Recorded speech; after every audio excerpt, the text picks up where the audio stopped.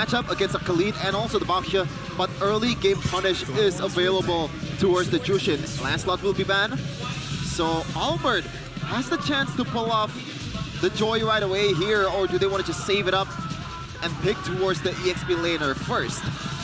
Yeah, I think, but what XP do you go for here? There's no Arla, there's no CC, there's no Phobius. There's no Uranus either. And Esmeralda doesn't really work against Navi's composition just because of the Baksha. Hilda? Nah.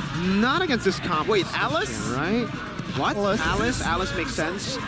But they go Lapu, which means Esmeralda is kind of free here for Navi if they just want to win up the matchup against Lapu. But then you're going to have to care about, well, you have to be careful about the Lunox pick, right? Could still shred you down, but I think with the amount of frontliners they have, it should be fine. They need a bit more damage dealing, though, in the XP and the gold lane. Benedetta? For cars? Just hovering around, I think. I think in the gold lane, what physical damage dealer? I'm confused right now. Claude? They go over to Esmeralda. Oh, the Bruno comes around. Not the best choices, I would say, like the Bruno. But the Esmeralda, yeah, I like it. It's just the Lunox that you have to be careful of. Last pick. I don't think you can go Joy here with the amount of displacements that Navi have. If you go Hayabusa, there's no target. Yeah, I think it has to be a Joy, right? Anything else that makes sense? They could go Fredrin. Yes, they can do Fredrin either way, yeah. by the way, because they have enough damage with the Lunox, with the Granger. But other than that, what do you want to go for? Alpha? Is it bad here? Oh, that's really good. If you can get level 4, and if you can match up until Turtle 1. Now, if you lose Turtle 1, I think you're kind of cooked, because this combination relies heavily on you being able to hold your lead, hold yourself at the same level as the Baksha. Baksha clears really fast, way faster than Xborg. Yep. Fortunately, there is a lot of shred potential here coming in from EVOS. The Lunox is amazing at shredding the frontliners of Navi. Also the same with Xborg, with the caveat of winning the first 2 objectives. Can Navi do it in this match? The hopes for playoffs is in front of their eyes. The first ever Navi playoffs might be coming through in Season 16 right here. But the opponent is no slouch either. The White Tigers is there, being the hurdle for Navi Nation. We'll see in the Land of Dawn if they can pull it off in this one. Ladies and gentlemen, this is game 1 of Navi and EVOS. You mentioned it, Chef Finn, and let's see who will take the first game. Okay. Instantly as we start, we can see the clear here and the clash of eras. The young blood and the veteran, both on utility. And before the draft, I said we should be expecting assassins, but I guess when the box is open, you can't let it go. Not against an experienced player like Albert. Concussive Blast for Andoryu means he can already wait. He actually is clearing a bit slower, but he will be able to rotate faster, and the early fights definitely favor Navi. 2 members knocked up. That's going to be Xborg not having Shield King, receiving a lot of damage, and that will be First Blood Cars. With the Flicker, finds the kill again, but Renly finds the Avenge and take the trade as well. So it's a 2-for-1 for Navi. They know how to handle the Xborg. By the way, look at this. The Shield Unity connecting onto its way low will force to use that Flicker. Navi utilizing the early game capabilities very well. Yeah. EVOS definitely got the dub in that fight, though, unfortunately, for Navi. It looked really good at the start when they had the burst damage, but as the fight goes on, you have to respect the healing from Albert on the Xborg and Sway Low. They were also clumped up, so the yellow from Sway Low just kept on giving him HP, despite the anti-regen. Navi doing okay, though. You know, they didn't lose their jungler. That's what's really important, because Andoryu was able to steal away a green camp from Albert. Just with the retry earlier. Cars getting a kill is going to be massive as well, because the XP crab control will be on him for the most part. And Rendy's definitely going to be late to level 4 because he had to lose out on a wave earlier. So despite the kill lead for EVOS, now looking at it, it's actually worth it for Navi. Yeah, it's gonna be hard for EVOS to be able to get close even to the turtle pit here. Do they want to force it out though? Afro being the sandbag in the front. What? Venezuela jumping in with Oh, wow. You collects the turtle and Afro will stay alive. No casualty from that first turtle fight. Oh wow, sorry for doubting you, Apro. I thought it was gonna be like the usual Apro things where he just goes in and not really having a plan on his own. But apparently, he just managed to get away with a flicker. Honestly, Sheffin, if it was him on Cho or him on Grok, I would doubt him. But on the Khalid, this is a signature pick for him. Whoa, what? What is that? Wow. Albert. A picture of Albert. That's going to be the stun. That's going to be the damage. And Oryu stunned up again. Suelo finds the kill. That's going to be Cars next on the chopping block, but is able to get away for now. A little bit too ambitious there from Na'Vi. Yeah, very, very ambitious. They gotta respect the fact that Lunox is already level 4, man. Yes. Because that's where, Crumble. Yeah, that was just really, really weird, man. No respect whatsoever given to the Lunox, who now has 2 kills. In this game, EVOS literally only have, I think, 2 winning conditions early. It's Lunox getting fed and Albert staying level. And both of the win conditions... Oh no. There's a flicker. Cars forced to use the flicker as well, but here comes Key. Falling Star Moon will be cancelled out, but Cars will be knocked up and Suelo gets the kill. Na'Vi looking for the avenge. That's going to be the knockup from Key. Forced to use the flicker. Big stun. That's going to be Rendy again. Terrain hold formation. That's just going to be a 1-for-0 for EVOS again. Yeah, I think once Albert got the War X, it's gonna be even harder for Navi to be able to fight in this team fight, man. Because the sustain is gonna be crazy, and there's really no real damage dealer from Navi's 4-man composition in the turtle pit. Yeah, it's all on Shiva, and I don't think he has the items really to be the carry right now.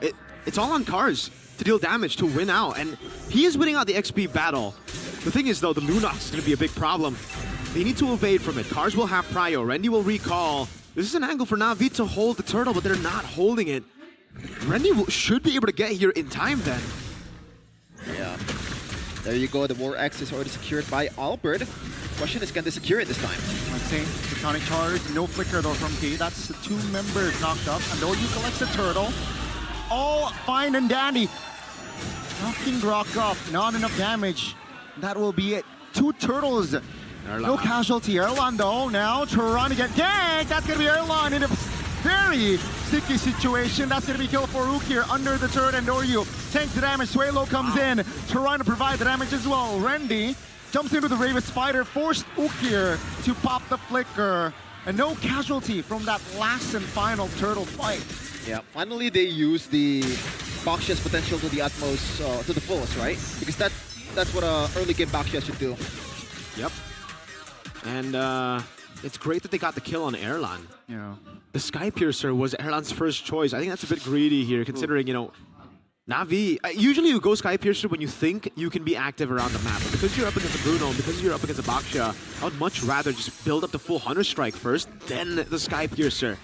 There are some good templates that you need to use, but you can never use template builds in pro play. You have to adjust to different compositions. I think it's a lack of awareness a bit from Erlan there to build the Sky Piercer early, and now he's not going to deal damage.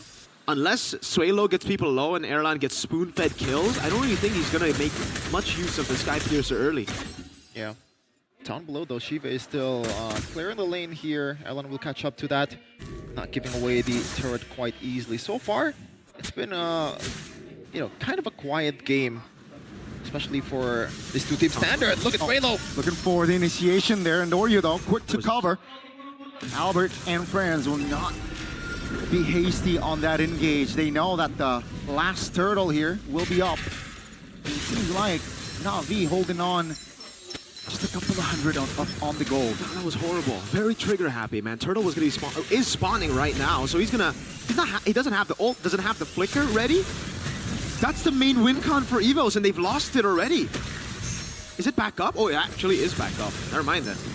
Randy jumps in, looking for the initiation on towards Ukir. Raylo deals a lot of damage on towards Afro, but the turtle will fall for Andorio. Afro will be the first one to fall. Andorio tanking with the Voissance. Take a look at Cars, trying his own, trying to distract as well. Raylo in the bush, looking for the burst. That's going to be the order of brilliance, while Cars is trying to deal with 3 members of EVOS. And NAVI will just lose the Afro for that turtle. And that's the Esmeralda power, man. Once the Chaos Odor is gone, Exactly. it's free real estate for Cars. Oh, Oh, no. Oh, wrecked. Showing off the M1 metal. Cars will be forced to use the flicker in the bottom side of the map as they want the clear to protect the structure. It's been 6 years, by the way, since M1. Damn, that's a long time, man. I mean, his last efforts in MPL was an alter ego when... Oh wait, they didn't get anything. Unfortunate. But it's okay. Is that a diss? No, I'm thinking, I'm remembering. Unfortunately, Okay. he didn't get wins.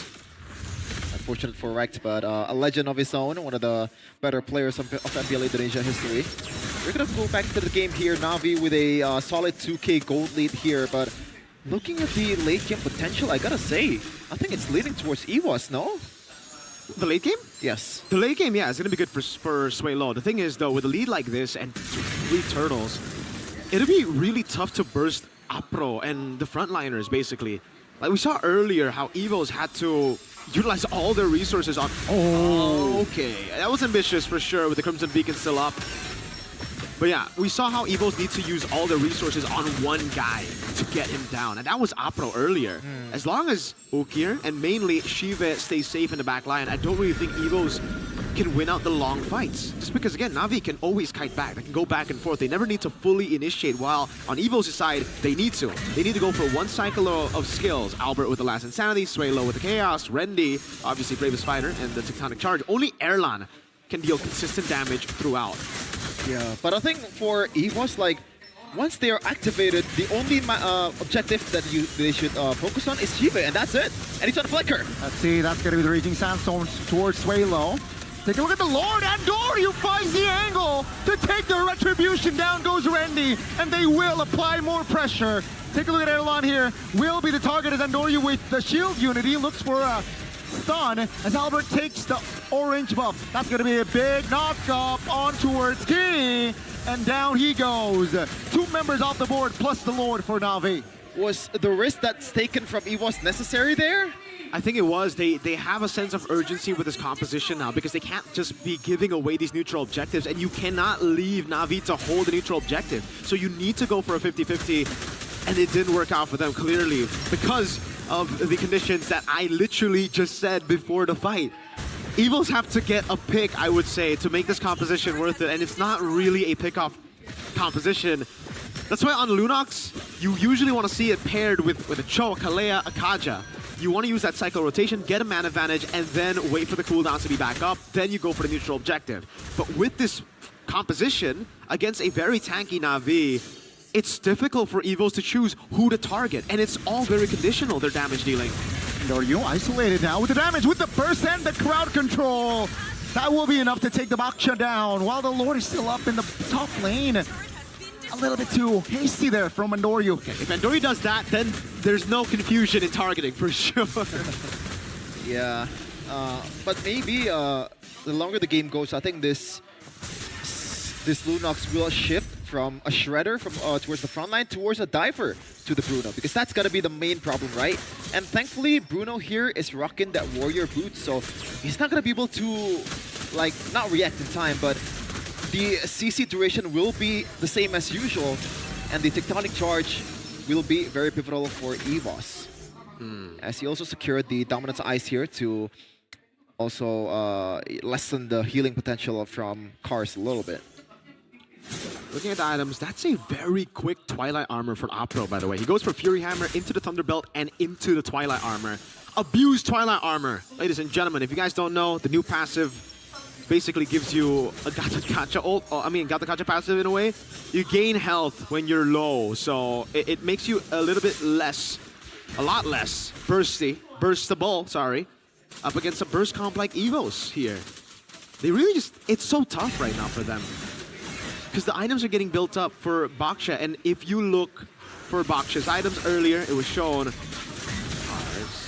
Wait, okay, there's no one that wants to go in. Skyguard and Helmet is prioritized right after the Radiant Armor. So we know what Navi want to do now. They want to do exactly what we mentioned earlier. Go in, kite back, play for the long game with the Juicin and the Bruno, doing consistent damage, and then find the team fight win. Yeah. Some items already been stacked up here. Whoa, for Sky Ukir. Piercer Ukir. I don't think he has a single stack on it, but yeah, Bloodwings, same deal. Just wants to kite. Oh, the wall. Not really the best placement there, but EVOS, even though they are 4K, 5K down, they're still setting up towards the objective here. They are very confident with their front-to-back composition. Key. Yeah, eyes on the roamers. Both have flickers, Heat and Afro. Let's see who pulls the trigger first. That's going to be a knock-up on towards Key. Poked below 50%. That's going to be a big knock-up on Shive. The positioning is terrible. And they're going to capitalize on it as Endorio will be the target. And that's a flicker committed by Rendy. But in fact, it is actually Rendy taken down as well. That's going to be 3 members off the board. The coordination from the White Tigers is impeccable. He is Il Momento for a reason, Mirko. Great pick towards the best target there in Shive. Well played, but also Shive, horrible positioning. Ukir. Oh, what? He wants to follow Shive. There, What? No respect from the damage there. And Afro will find the clear, but 5,000 gold lead was their lead 2 minutes ago. Exactly. Now gone. They were never supposed to be in that situation. They got the win. They got Key so low. Why overcommit all the way? It's almost like they're playing with a composition that wants to burst. No, they want to take long team fights. They already got the win now. It's a siege for EVOS. Oh, this is very scary. If you're a Navi nation now, with the Lord finding the base in the mid lane, EVOS applying pressure. Ukir pops the Crimson Beacon! Key! 3-man knockup, and the damage is definitely there. Down goes Shive again. Afro and Andoryu will not be able to sustain. And ladies and gentlemen, EVOS with 5 men on the offense will find game 1. Navi will not be able to claim the win. Oh no. Navi, one more chance, my dudes. For you guys to be able to secure, or maybe better, your chance at the playoffs. They had the mid game, right? And they just blew it. My goodness. A lot of work to do for Coach Aldo in the back rooms. Just talk it out.